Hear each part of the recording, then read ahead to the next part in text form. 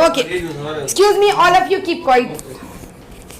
अस्सलाम वालेकुम, मैं Amber Ali, Pakistan stock market update से एक बार फिर बारिश के सुहाने मौसम में, और अमीन साहब हमारे साथ हैं अगेन। आज हम उनसे पूछेंगे दोबारा से कि गजब किया, तेरे वादे पे एतबार किया, क्यों ऐसा होता है बार बार, क्यों करते हैं वो वादे, क्यों दिलाते हैं झूठे दिलासे। ये मेरा नहीं, आवाम का कहना है। देखिए, आप मार्केट के हवाले से बात कर रही है तो कि कुछ समझ में आती है। अच्छा, ये जो आप ये पहले भी जो आपने जो सवाल किया था मार्केट के बारे में कि मार्केट के अंदर वॉल्यूम भी नहीं हो रहे, लोग काफ़ी मायूस है और बिल्कुल काम नहीं है। अब ये कि लोगों को कुर्बानी भी करनी है तो उनके भी पैसे नहीं निकल रहे। अच्छा, मार्केट जो चलती है दो किस्म के हिसाब से चलती है। एक तो लोग बाइंग करते हैं तो फिर उसका अपोजिट कर देते हैं, जब शॉर्ट सेल करते हैं तो अपोजिट कर देते हैं। अभी आप देख रहे हैं कि हर ग्रुप के अंदर बल्कि हर जगह पे शॉर्ट सेल की बात चल रही है। अब जब फुल फ्लैश शॉर्ट सेल हो जाएगा फिर मार्केट चलना शुरू हो जाएगी।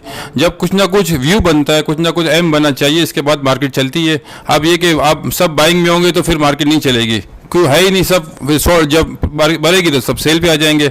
अब जो शॉर्ट सेल होगी तो लोग फिर उसको काटने के लिए आएंगे तो फिर उनको उस रेट में माल नहीं मिलेगा, अप रेट में मिलेगा, फिर उनको काटना पड़ेगा, उनकी मजबूरी होगी। तो मार्केट हमेशा अपोजिट चलती है, अपोजिट को डायरेक्शन को हैंडल करती है और वहीं से मार्केट को मूव होती है। बिल्कुल जब लोग बिल्कुल मायूस हो जाते हैं तो मार्केट चलना शुरू हो जाती है। वही तो पूछ रहे हैं कि लोगों की मायूसी की वजह और बेहतरी कब तक देख रहे हैं। आईएमएफ का भी ऐलान हो गया है ऑलमोस्ट। हमने किया था कल इश्तियाक बेग का इंटरव्यू, उन्होंने हमें आईएमएफ के बारे में ऐसे ऐसे इंकशाफात किए हैं कि अभी तक किसी ने नहीं बताई उन डील्स के बारे में। लेकिन अब बजट भी आ गया है, उसके बाद भी अब मार्केट का ग्रोथ वहीं की वहीं है। देखिए, आईएमएफ की जो शरायतें होती है ना किसी को पता होती है ना हुकूमत हमको बताती है। अब ये आईएमएफ की शरायत ये नहीं होती कि बिजली बढ़ा दो, पेट्रोल बढ़ा दो, इन्फ्लेशन के बढ़ा दो, महंगाई कर दो, आवाम को मार दो। देखो, इस तरह की नहीं होती। ये काफ़ी बहुत सारी चीज़ें होती हैं जो हमें बताई नहीं जाती है। आईएमएफ इनको कहती है आप अपने एक्सपेंसेस कम करो, उसकी बात नहीं करते। कहते हैं कि अपनी सरकारी जो मुलाजिम है उनकी पेंशन कम करो, वो नहीं बताते। इनको जो मराद मिली है वो नहीं बताते। और दूसरा है कि जो बजट के बारे में बताते हैं कि अपना जो बजट कम करो, जो गवर्नमेंट का, जो सिविल इदारे का, जो मिलिट्री इदारे का, उसका बारे में नहीं बताते। अब ये हमको यही बताते हैं कि भाई ये आईएमएफ शायद इंटरेस्ट रेट बढ़ा दो, महंगाई कर दो, कर्जे चाहिए, आवाम बहुत खा रही है, पी रही है, पेट्रोल बहुत ज़्यादा इस्तेमाल कर रही है, यही बता रहे हैं, मगर ये चीज़ नहीं होती। और दूसरे के जो आईएमएफ की जो शराइत है उसमें अभी के जो हमें बता रही गवर्नमेंट बता रही है कि इंटरेस्ट रेट की बात रह गई कि जो 7 तारीख को मॉनेटरी पॉलिसी है उसमें इंटरेस्ट रेट का इजाफा होगा तो आईएमएफ की तमाम शराइतें पूरी हो जाएगी। खैर, मुझे ऐसा नहीं लग रहा कि ये शराइत हो, और भी कुछ शराइत है जो हमें नहीं बताई जा रही, आवाम को नहीं बताई जा रही।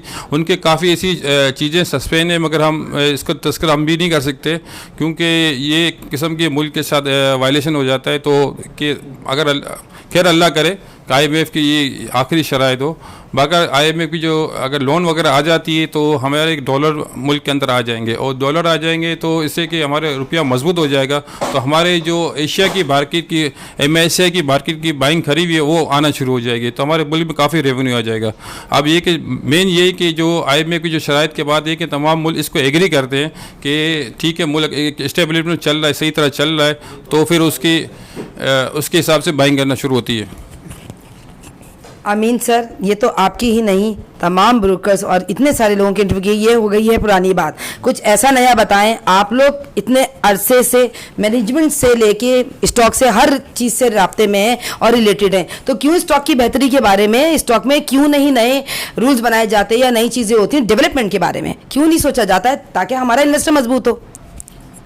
देखिए, ये आपने कहा है कि अभी फर्दर बाइंग तो मार्केट के अंदर बाइंग का तो खैर अभी हम कॉल नहीं दे सकते। और दूसरा है कि लोग भी ये देख रहे हैं कि मार्केट के अंदर जो अभी जो पे आउट है वो अभी है कि नहीं। अब देखो, बैंक से ज़्यादा मिल रहा है, लोगों को 17-18% बैंक में मिल रहा है और हमारी मार्केट के अंदर 10% रिटर्न है, तो हमारी मार्केट में कौन आएगा। तो देखें, स्टॉक की मैनेजमेंट है, बड़े हाई ब्रोकर है, वो भी आपको बाई की कॉल नहीं दे रहे। अब ये कि मार्केट अभी जो कह रहे हैं कि जो लोग जिस रेट में फंसे हुए हैं थोड़ा वेट कर ले, बल्कि थोड़ा नहीं बल्कि बहुत ज़्यादा वेट कर ले, मज़ीद बाइंग ना करे। अगर मज़ीद बाइंग करते हैं तो शॉर्ट में बाइंग करे, शॉर्ट में प्रॉफिट या लॉस कर ले। तो ये तरीका बता रहे हैं। बाकी ये कि जो लोग बहुत ज़्यादा दूर हो गए तो अब वो तो लॉस कर सकते हैं या फिर वेट कर सकते हैं, बस ये कि इनके लिए तब एक ही रास्ता है। बाकी ये कि इंशाल्लाह 6 महीने या 8 महीने या साल या 3 महीने के बाद कुछ और दूसरी कुछ आ जाए तो मुश्किल है। मगर इस साल के अंदर जो हमारे को जो सुपर टैक्स लगे 10%, उसमें हमारी कंपनियों की अर्निंग वगैरह ख़त्म हो जाएगी। जैसे कि बैंकों के कह के ये भी बात आ रही है कि बैंक वगैरह डिविडेंड नहीं देगी।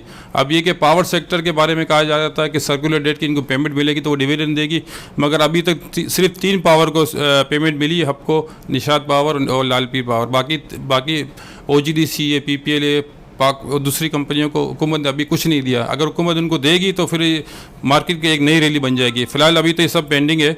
अगर इनको पेमेंट सर्कुलर डेट की मिल जाती है तो फिर मार्केट में कुछ तेज़ी हो सकती है। इन्वेस्टर के लिए आप क्या कहेंगे कि वो बेच के निकल जाएं या वेट करें? उनके लिए आपका क्या कहना है? मतलब ये तो होपलेस बात हो गई, जो आपने बातें करी हैं ये तो सारी होपलेस बात है। उनके लिए क्या फ़ायदे की बात है? इन्वेस्टर्स भी हमारे कहाँ जाएं, वो बताइए आप।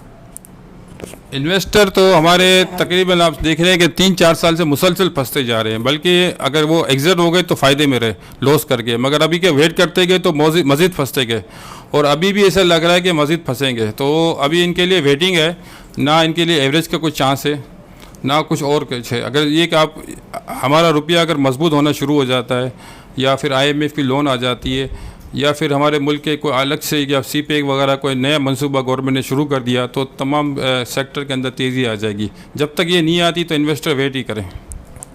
इतने बड़े बड़े नाम स्टॉक से बने हैं, वो भी स्टॉक में अच्छा बुरा हालात तब भी आया है, तब भी इतने बड़े बड़े नाम इतनी जल्दी ग्रोथ किए हैं। क्योंकि हम नाम नहीं ले सकते, मैं स्टॉक में आई हूँ नया, तो मैंने सुने हैं, मैंने लोगों की सारी रिसर्च की है, तो उसमें मुझे पता चला है कि 10 महीने में ये बन गए, वो बन गए। मैं नाम नहीं ले सकती हूँ, लेकिन मैं जानती हूँ ऐसे लोगों को। तो उन लोगों की क्या स्ट्रेटेजी थी? आप तो मार्केट से आप बताइए, ताकि हमारे इन्वेस्टर को बताइए कि उन बुरे हालात में कैसे पेशेंस करना चाहिए। देखें, स्टॉक में जितने भी लोग बने, ये लोगों ने स्टॉक से सरमाया लेके गए।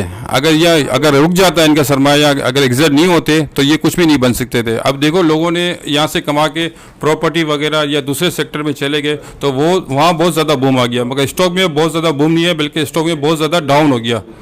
अब ये कि जो लोग यहाँ से निकल गए वो फ़ायदे में रहे, जो यहाँ रुक गए वो फंस गए। स्टॉक में तो कोई एग्जिट देता ही नहीं है।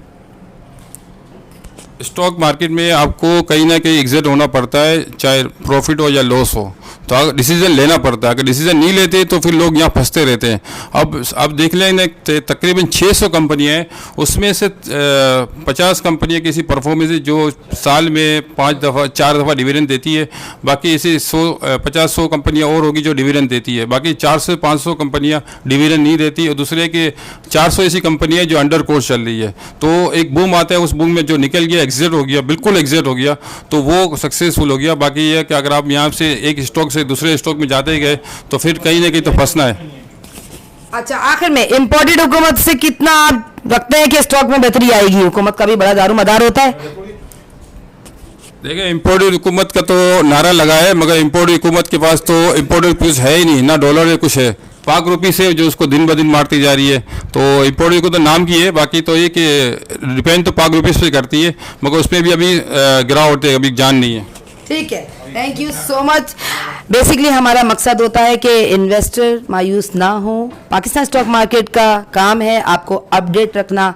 तो आज आपने हमसे सुनी रिव्यूज़। मोहम्मद अमीन साहब, आपका बहुत बहुत शुक्रिया, you having this time, thank you so much. मैं पाकिस्तान स्टॉक मार्केट से अंबर अली, अल्लाह हाफिज़। कट करके दे दो जल्दी से।